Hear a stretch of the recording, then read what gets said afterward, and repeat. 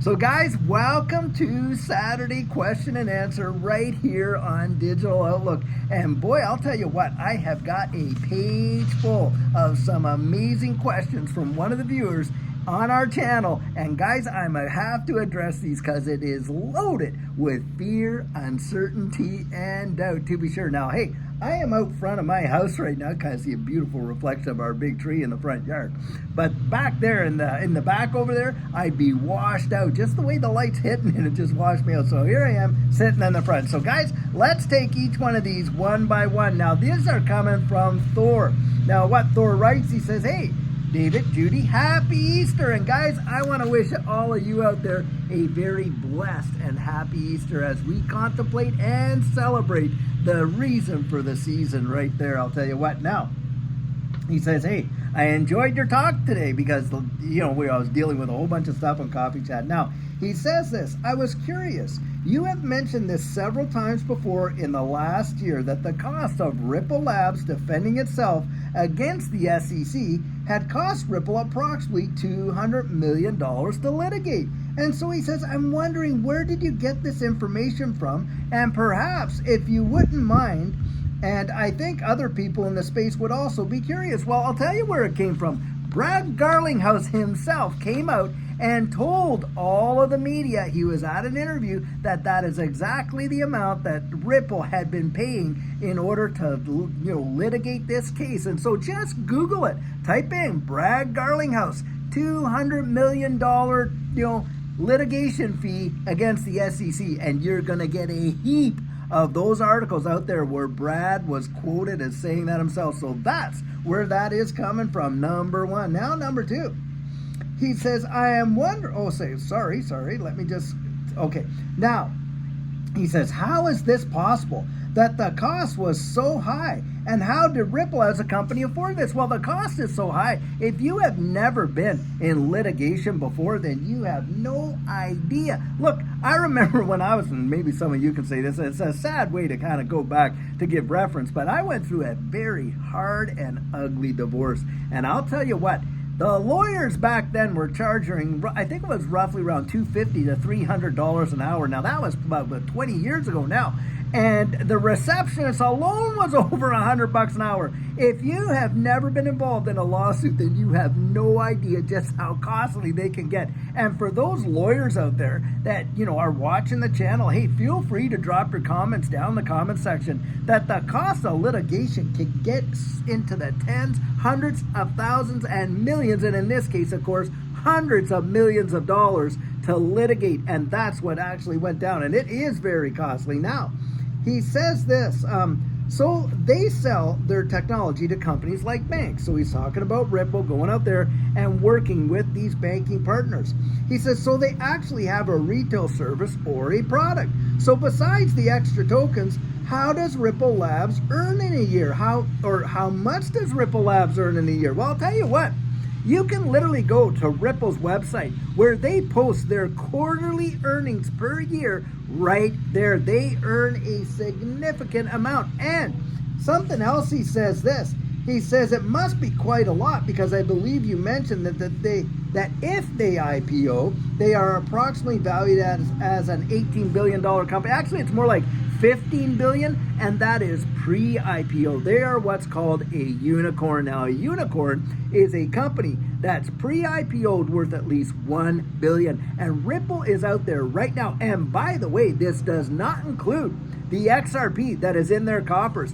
They themselves alone are worth approximately around $15 billion. And you can get that estimation vis-a-vis the value of their private equity and what private equity is. And so that's what it is. Yes, they are out there. They are a major global player and big, and they are working with banks around the wide world, literally helping central banks, nation states, to develop their central bank digital currencies, the evolution of money. That is right there. And they have all kinds of business lines outside of the United States. Now think about this. Here we got the whole SEC wanting $2 billion in fines and on and on and on. And of course, people, they went out and they wanted to see, hey, what Ripple was worth on the books. And they said, oh, it's justified because of how much they're worth. Guys, that is absolutely against the Constitution. You do not have to pay fines just because you're just a little wealthier than the guy next door. How would that be if you're driving down the highway and you get pulled over because you're doing 75 and a 65, and they say, well, you're driving a BMW over here, and the guy that got stopped right behind you is driving a Dodge, and they write your ticket up for $500 and write his up for $50 because he's driving a Dodge. Would you be satisfied with that? Not in your life. And so the Constitution is out there that fines cannot be overly punitive and have no balance towards the infraction and all that kind of stuff. Furthermore, disgorgement has to show and prove that somebody was harmed. And if there was no harm done, in the sense that, hey, most people right now that have bought Ripple, by the way, or XRP, I should say, are in absolute profit. Furthermore, the secondary sales did not represent securities, did they? They did not.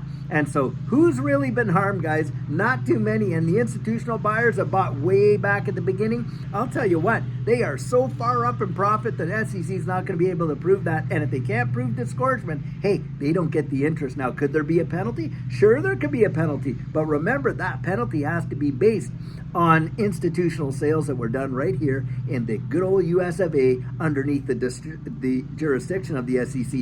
Not what Ripple did in all its subsidiary and affiliated companies outside of the United States. That right there is a big deal. Now, he also says this. Now, this is where I think it's getting really squirrely, and I have to question, where's he coming from with these questions? Because this one comes next, and he says, also, quite a few times, you have mentioned that we need to be so thankful for Mr. John Deaton for his legal services. You had better believe it. I'll tell you what, the SEC, during that whole case, turned around when John Deaton was applying, to, kind of like be a participant in that and represent all of us XRP holders. They said, well, they got Ripple to be their defense. Are you kidding me? That is nonsense. Why? The SEC is the agency that is charged with the protection of this space for retail investors. They brought this lawsuit because they said, oh, we're out there to protect the retail investor, and yet they're turning around and they're saying that, hey, the respondent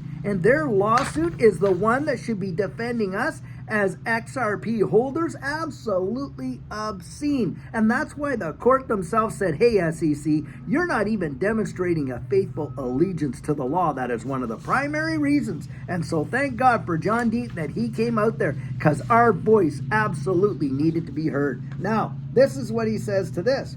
Although this information might not be available, and this is where I think, you got to wonder, what's the motive behind the question? But where did the $200 million go towards? Did John Deaton end up being worth over $100 million or more? Come on, that has got to be one of the most ridiculous suppositions I have ever heard. So Thor, if you're hearing that from somewhere else, I don't know what motivated that question or where that came from, but John Deaton himself has come out and said not only did he do it, he did not receive dime one from Ripple or anything, and he never received, by the way, any XRP for doing it either. Now, because that FUD's been going around as well. So here's the next question. And he says this. He says, is there a charge to the plaintiff hourly for the court time and paying for the judge and perhaps to the jury? Well, this is how I throw this out there. So in a legal suit, of course, there's a plaintiff and there is a respondent. Now, if that goes to jury, the thing is this. In federal court, if you're called to be a juror, you're allowed, I think they pay you up to $50 a day, which really is not much. Most people are making more than that at their jobs. And, of course, incidentals, but the state pays that. And no, the plaintiff doesn't pay the judge. Can you imagine a system like that where the plaintiff says, oh, okay, judge, I'm paying your salary? I mean, do you think the judge could be unbiased in that situation? Come on. No, the judges are paid, of course, by the state coffers, and that's just the way the legal system works here. And it is supposed to be a fair and balanced, place where we can go and get judicial findings and these lawsuits. And that's how that goes down. So no, neither the plaintiff nor the respondent now can court costs be assigned against a respondent or a plaintiff? Yes, they can. But it usually is the court cost for the legal costs that the other party has. But in this situation, you got the SEC representing the government. Well, I'll tell you what. The government has a way where they do not necessarily have to, you cannot countersue them because they came out and sued you according to their enforcement provisions. Now, you can go Google that, look that up on, on Lawpedia or wherever you need to go, but do some research because a lot of these questions, hey, you can find the answers yourself, and I'm absolutely convinced that the answers that we find for ourselves are the ones we trust the most, aren't they? Now, this is what he says here. Although in this case the majority of the judgment went in Ripple's favor, has there been any disclosure as well? Did John Deaton, possibly get a block of XRP, maybe 1 million tokens or maybe 10 million tokens or more? No, he did not. No, he did not. And I'll tell you what, John Deaton, this guy. Oh, and by the way, he says something like, well, let me just see here. Where he had asked, he said,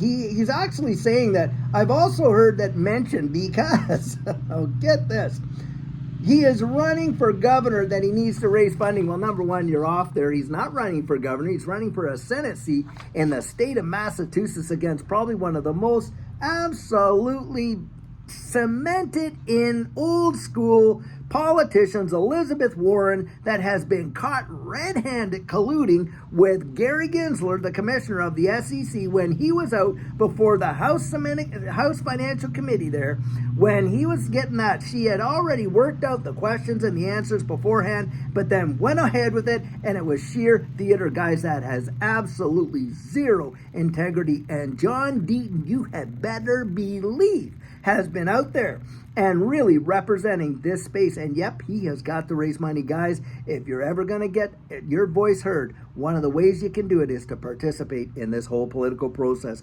and supporting people that are out there supporting you and I. And that's kind of how I look at it. Now, you can, go out there. I'd say this, exercise your vote. You get to decide who you're going to vote for, absolutely, for sure. But guys, I have already looked at it. Hey, I can't vote, but Judy sure can. And I'll tell you what, I'm going to support people that support those things that I hold dear, near and dear, and believe in. And John Deaton, a man I've met personally and someone I absolutely respect. I'll tell you what. Now, last but not least. Now, I would think, he says, John Deaton, with his close exposure to Ripple Labs, would be a true believer in the value of XRP tokens and what will happen in the future with them. Well, yes, John Deaton is definitely an XRP advocate and holder, but do you know what? That's not all John Deaton holds. And by the way, get this, John Deaton himself has absolutely come out and said, look, if the SEC tried to drop this kind of nonsense on Ethereum, he'd probably be doing the same thing for Ethereum. Guys, it's about what's right and what's wrong, what's black and what's white, and what's justice and what isn't. And we know with that whole Ethereum free pass that Bill Hinman came out, and on the very last day that Jay Clayton was in office, dropping this lawsuit. And when you see all of the connections in between and all of the players, it absolutely, at least bare minimum, deserves an investigation, to be sure. But guys, this is the kind of FUD that gets thrown out into this space, and I had to address it, guys, because you know what? When I see questions like this, I'm thinking, where in the world did those questions come from? Number one, and usually it's because all of the nonsense that goes around in this space, in Discord, in Reddit, online, on and on and on. You've heard it all before. And on top of that, there's motive usually behind it. Guys, this is where you can't make this stuff up. Do not let somebody talk you out of your dreams because they've given up on theirs. Do not make an investment based on anyone else's conviction. The person that you should be really relying on is yourself. And we all, by the way, have our own risk tolerance. I would never make an investment, nor would I hold an investment that I had no confidence in, nor that I believed in. That's at least for me. But guys, I'll tell you what, this space, you can see it. I have never seen so much FUD and negativity bouncing around this XRP ecosystem since we got into it years and years ago. And guys, that speaks volumes, absolute volumes. When you think of that Forbes article that came out there recently, guys, I'm telling you, that was like a trumpet call for me to go out and buy more. Now, that's how I responded to it. You can make up your own mind, but I'll tell you guys, it is truly amazing to see the kind of stuff that just goes through this space. And I thought I'd come out, share these questions with you. You guys feel free. Drop your comments right in the comment section, and you offer your kind of 2 cents on what you think of them. Anyhow, guys, having a happy Easter. I hope you're really enjoying your family, your friends. I imagine a lot of you out shopping, getting those final touches for your Easter dinner and whatever. Guys, what an amazing, amazing, amazing grace the Lord God has shown us by His mercy. And thank God that we have Easter. And guys, I always love to say the true gift of Christmas was Easter. Anyhow, guys, until tomorrow, by the way, we are going to do a Sugar on Sunday on Easter Sunday, and it is going to be one that is packed jam with amazing nuggets of absolute blessing and truth. I sure hope that you're there to participate with it. But if not, guys, enjoy your Easter Sunday, and we'll catch you again coming next week, which, by the way, I think is holding a lot of promise for this space, and we're just going to see what happens. But until then, guys, have a fabulous one and take care.